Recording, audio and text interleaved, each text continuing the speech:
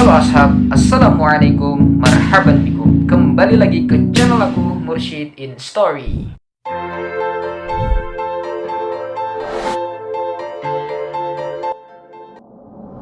Oke, ashabi sekalian, hari ini kita bakalan kembali lagi dengan cerita yang baru dari pengalaman aku selama aku berada di pondok pesantren. Nah, kali ini aku mau berbagi hal-hal yang mungkin dari teman-teman yang mau masuk pondok tuh masih bertanya-tanya. Akhi, apa aja sih yang boleh dibawa di pondok? Apa aja sih yang nggak boleh dibawa di pondok? Kemarin aku sudah menjelaskan satu-satu ya apa aja barang-barang yang harus kita siapkan ketika kita mau masuk ke pondok pesantren sehingga kita tidak terlalu rumit ketika mau masuk ke pondok pesantren, tinggal bawa diri, sudah siap barang dan sudah siap membawa diri kita untuk belajar di pondok pesantren. Ashabi sekalian, ada yang nanya nih, Kak, di pondok pesantren itu barang-barang yang dilarang itu apa aja sih? Nah, sebenarnya barang-barang yang dilarang itu tidak bisa ditulis ya, atau barang-barang yang tidak boleh dibawa itu sebenarnya peraturannya itu tidak bisa tertulis, tapi yang umumnya yang tidak boleh dibawa itu beberapa hal yang bakalan nanti aku sampaikan. Jangan sampai kalian salah bawa, ternyata barang yang kita bawa itu ternyata barang terlarang. Jadi kalau kita tidak mau membawa barang yang terlarang, simak baik-baik pengalaman aku. Barang terlarang yang pertama yaitu dia pasti tahu dong rokok itu apa sih. Otomatis yang pernah merasakan SMP, SMA bakalan tahu itu rokok itu bagaimana.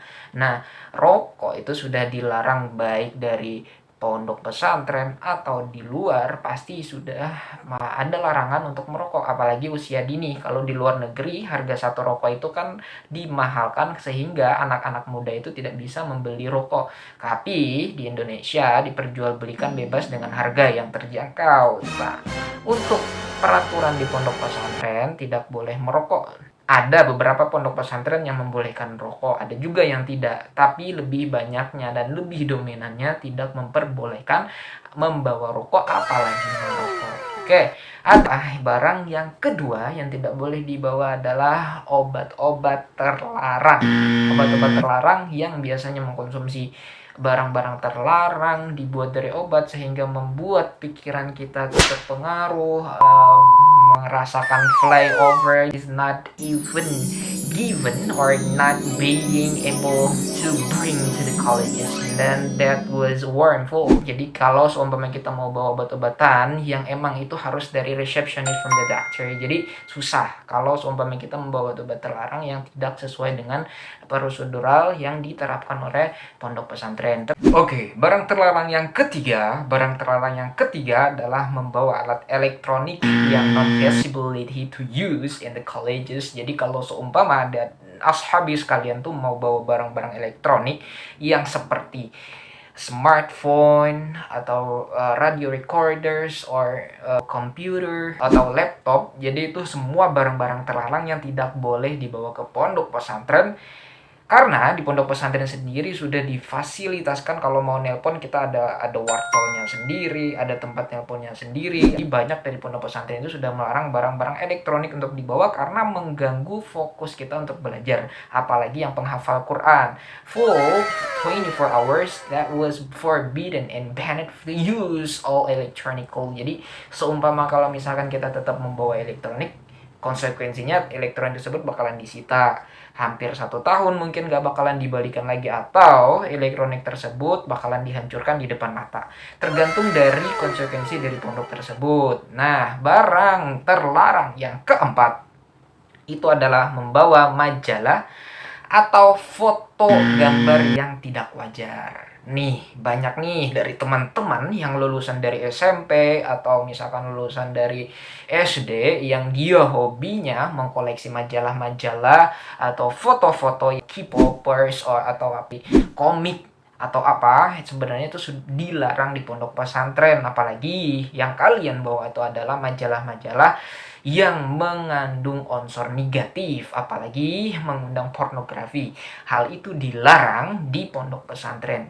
Terus barang yang terlarang yang kelima itu adalah membawa senjata tajam atau benda-benda yang membahayakan. Senjata tajam itu bagaimana? Senjata tajam itu bisa berbentuk pistol, pisau, atau gunting, tergantung dari bagaimana penerapan disiplin di pondok tersebut. Yang terlarang yang nomor 6, kalau sesuai pengalaman aku, umumnya tidak boleh kita membawa jimat keberuntungan. Nih adik-adik atau ashabi sekalian nih, kebanyakan dari kita yang dari luar, yang punya warisan orang tuanya, biasanya punya suku-suku dari mana dan lain sebagainya, membawa jimat atau keberuntungan apapun itu yang membawa kita beruntung, bisa naik kelas, bisa naik ini.